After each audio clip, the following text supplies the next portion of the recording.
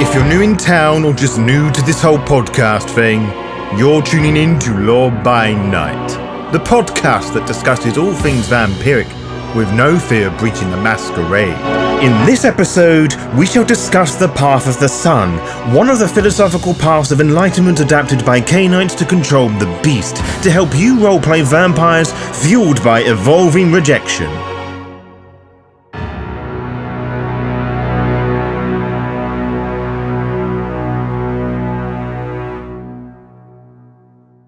We are currently living through some interesting times, dear child. The structure of the once stable Camarilla is influenced by the existence of Methuselahs in more sabbatical ways than before.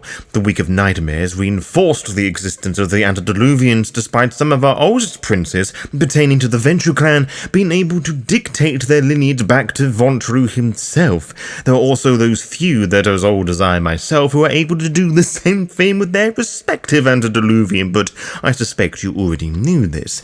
The Anarch movement finally let their insufferable toddler years scratch the surface of independence. I would applaud their efforts, I really would, if they actually did something useful to Cainite society rather than spread the irritating rash. And then there is the self-fulfilling sword of Cain, who, with each passing year, is further antagonized by those in the West as they do whatever it is that they do, abandoning their domains to take domains only to leave them and focus on their ethics and beliefs which, according to my latest sources, are as disorganized and remarkably contradicting. It's almost they have lost all semblance of dignity, management and respect for themselves and everything they stood for. And whatever your views on the Sabbat are, you have to admit and accept they are exceptionally proud of what they are, or at least they were. The impression I seem to gather is that the Sabbat are desperate, which is partially understandable given they are prime suspects and target of the latest batch of governmental and spiritually inclined hunters that make up what we call the Second Inquisition, but the existence of the thin-blooded in their ranks is, well, odd. Stranger still, I've begun to hear tales about the Duskborn and some caitiff developing their own path of enlightenment, which is meant to further and cement the existence of vampires, but, as you will soon see, provides more questions than answers. The path I speak of is the orthodoxly titled Path of the Sun, practiced and developed almost exclusively by the thin-blooded and caitiff, as I mentioned moments ago. Pay attention, child! But to call it a path of enlightenment almost does the other more organized and established paths a disservice, for the Path of the Sun is neither organized or established within the challenging yet stagnant Sabbat. The Path of the Sun currently exists as a quasi-religious state of mind whose ethics and beliefs evolve as the blood of the clan is further dilutes and detaches itself from, well, what made them vampires. What is established of the path reflects this. They let neither their Cainite or mortal heritage limit their own potential. But what could one mean by this? Well, if we start with the former, something that is often forgotten by many younger vampires, that both thin-blood and caitiff do belong to a clan. It is just their blood is diluted or mutated in the case of many a caitiff that neither offshoot of Cainite demonstrates or represents the clan in question truly. I should also mention that many vampires are branded with the social mark or status of caitiff, disowning them from their respective clan, but that doesn't apply so much to this conversation so much. Or does it? One could argue that the concept of clan and the importance many have to one's established lineage, both from a historic point of view and a supernatural one, limits one's potentials as a vampire. I am one of the Nosferatu, and my debatably hideous visage prevents me from walking about the streets, exposed by bright neon lights, effectively pointing a large target on my back for any hunter to come and kill the vampire. Our Prince Alexandria is of the La Sombra who, like myself, is overly dependent on lesser individuals such as yourself to coexist. The bane that corrupts her blood makes the interactions with technology difficult, shall we say. The thin-blooded, for the most part, lack such a bane, whilst the caitiff lacks one entirely, so this would not be a path that could sustain a more potent blooded vampire long-term, just on the basis of this alone.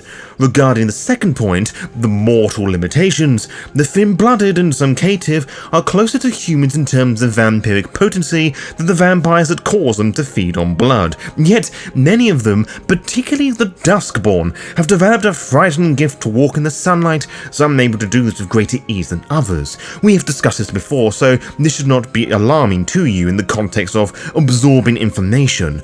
This perk, however, will always remain frightening.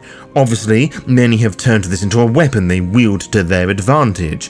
The followers of the Path of the Sun, known as Kindlings or Prometheans, the Walking Dead so to speak, put a heretical viewpoint on this, occupying the daylit hours to meet the Dark Father's threats.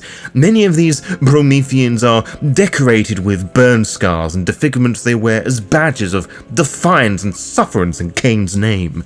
In some ways, this is what Cain would have wanted, when given the chance to apologize to the avatars of God, his archangels, to repent what he did. He denied them, unapologetically living his life, not under the oppressive thumb of God that damned him with his curses and pilgrimages. The thin-blooded in this instance are crude mockeries of this vision that, given the warnings the Book of Nod presents us, warn us of the clanless come to rule, to quote the Book of Nod itself.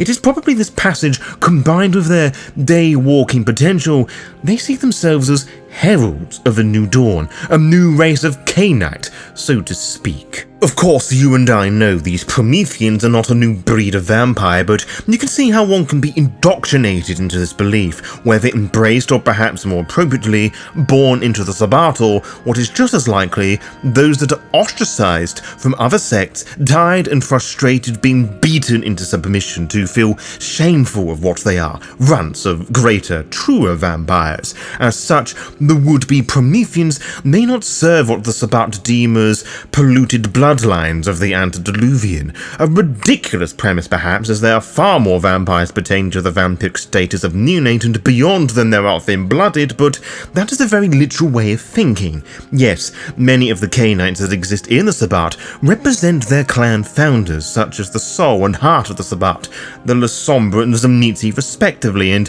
whatever Chiacid and Salubri warriors still exist. There are also some that joined the Sabbat as an antithesis to another clan, such as the Assamite anti-tribute and the aforementioned Salubri warriors, but this concept of clan within the Sabbat is becoming obsolete.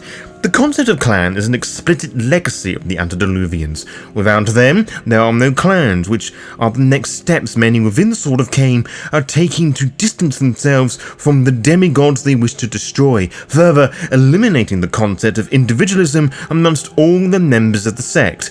What I have just presented to you is terribly alien to Kindred, where Lineage bears more weight, and that is the point. The Sabbat hive mind, as it were, is unrelatable, removing a layer of advantage to the likes of you and I, and possibly wield in the Jihad, the eternal struggle, and the ongoing Gehenna war. No, let me put this a different way, child. Translate this to more extreme Christian beliefs that corrupt many humans and inspire the creation of the Sabbat. The antediluvians could be replaced with God, or the idea of Christianity itself, rather than the literal Cainite. But I digress. The vampires that walk the path of the sun have very little clan lineage. They would want you to think they had none, but I already explained this tonight and I won't repeat myself to you. They have none of the clan's lineage or baggage that holds them back, and will do what they can to keep them from being tied to their founders, which does exclude them from many of the rites that bind the Sabbat together. On top of their weak vitae, you would question why they are allowed to function at all. Well, neonate, I'm afraid to inform you that it is a path that's steadily increasing in popularity, not limited to just the clanless. Other clans, anti-tribute Sabbat vampires, use the path of the sun as a way to violently atone for their foulness in their sire's blood. A Nosferatu that burns away the flesh that the fiery scars obscures their bloodline, becoming a disillusioned flagellant. A Setite, a minister, or whatever you wish to call the Snake Clan, may face the sun to show that they are strong enough to endure the light. Naturally, this may not be the actual sun, but I'm sure you can use your imagination that fire would work just as well if such a meaning can be interpreted as such. You have probably noticed a little theme of purity that runs beneath our conversation so far, which would be right of you to assume. Destroy the Cainites, yes, but do not consume them. This is perhaps one of the biggest hurdles for a vampire on the path to endure, given the sacred beliefs of the Amaranth in the Sabbat doctrine. Thin-bloods do not have a strong relationship with their beast, for which I mean they do not endure the same pains as you and I. Well, few experience my particular brand of hunger, but that is besides the point. It is a path dictated towards the youngest of the Sabbat, as I already mentioned, is not just the thin-blooded and caitiff. The concepts of ethical paths of enlightenment to the uninitiated do sound like extreme religions rather than a spiritual tug-of-war between beast and morality, rather than humanity and vampire. It is so often confused amongst the inexperienced Cainite scholar. It is a new path that priests of the Sabbat are beginning to acknowledge as a path in its own right, one that is transforming with the times, that lacks tenets that others may have. With this in mind, why would the Prometheans limit themselves to the old, debatably failing ways of their crumbling rulers when they are a new order of vampire, blood-sucking demigods that embrace the sun as they did the kiss? Their paths and methods of Cainite spiritual practices make these path adherents frightening radicalizers and fanatics, in addition to competent infiltrators with a lot to prove. I imagine they would literally throw themselves at any opportunity, regardless of whatever is too much for the individual Duskborn. These are the extremes they perform to prove their worth to their sect and causes. They are also only ones within the sect to capably lure their foes into the dangers during the day, besides the ghouls and revenants teeming and gagging for appreciation from their abusive domiters. And that is just one of two great flaws of the path and the Duskborn within the Sabbat, brought to a large pustulating head. Anything the thin blood can perform can easily be accomplished with ghouls. Our fools may not have access to the Duskborn's alchemy, but the ghouls can, with the correct amount of time and patience, become far more useful than any cast-off or run-off. The other flaw is much larger, with an equally disgusting infection in need to be cleansed from the soil. The Duskborn and caitiff are just not wanted. When it is revealed their blood cannot bring the sustenance through the creation rites, they are usually killed off then, or put against a task they cannot possibly handle for the entertainment of the pack, which is usually as simple as going up against a more potent blooded individual like a fraud cat or a fledgling. Oh, and a large portion of the Book of North is so revered by the Sabbat and Nodus alike that the thin-blooded and caitiff are to be exterminated for existing as undead bringers of the vampiric end times, but the thin-blooded persist and continue to grow at alarming rates. The Sabbat has allowed the Duskborn and caitiff to multiply and foster and test the limits of the curses of Cain. If you still deny the legitimacy of the fables of the Book of Nod, you only need to look outside and embrace what you see, child. We have lived through eras of flourishing Duskborn and caitiff numbers, our own baby booms as it were, and in the age where more vampires turn their eyes to many an undead faith for guidance, the thin-blooded and caitiff continue to bring inspiration and despair to all they meet. Faithful or not, the end is nigh.